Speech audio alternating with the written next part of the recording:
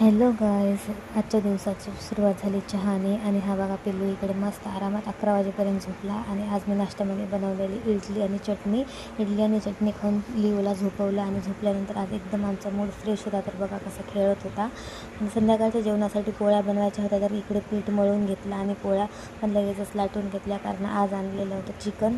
तर चिकन बनवायचं होतं म्हणून आधी पोळ्या लाटून घेतल्या. आणि त्यानंतर लगेचच मी इकडे मसाला पण भाजून घेतलेला चिकनसाठी.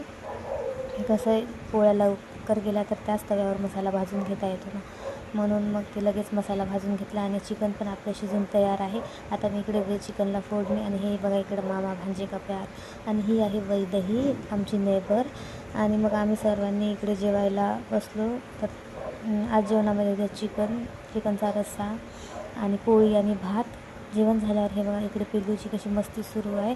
आणि रात्रीच्या 12:15 वाजता आम्ही गरमागरम दोघांनी कॉफी घेतली. आणि आजचा दिवस